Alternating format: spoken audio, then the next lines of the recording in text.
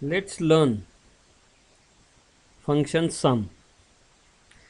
Traditionally, we know adding two different values or number of values. Suppose here in this case, we want to have sum of marks of all the subjects for a particular student. In this case, the first student, you want to know what is the total of his marks.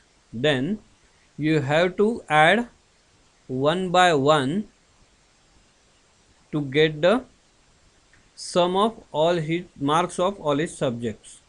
Okay, how to get it?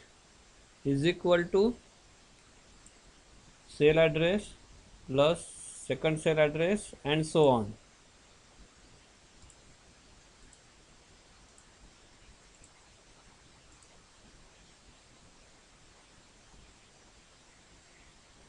Here how you get the sum of all these subjects. If you want to check it whether it is right or wrong, select the range of the subjects and check it at the bottom. What is the sum of selected part is sum of selected cell. It is 171. It is matching with, then whatever formula you had created is right. But Excel has provided you a function, a very simple function, to sum all these subjects together just by giving two cell addresses, one the beginning cell address for the range and another second one is the last cell of the range. Let's see how to get it. Select a cell is equal to sum open bracket, and this is my first cell.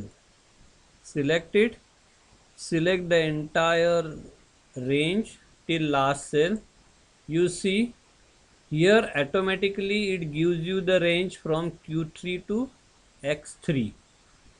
Close the bracket and enter. See, the answer is same. Means whatever you had given through function sum is also the sum of numbers from Q3 to X3. This one is traditional method, adding one cell after another till you reach the last cell. Here through a single function, that is sum, giving first cell address of the range and last cell address of the range. Once your formula is right, you copy it for rest. It is always recommended to use function sum instead of individual addition like this.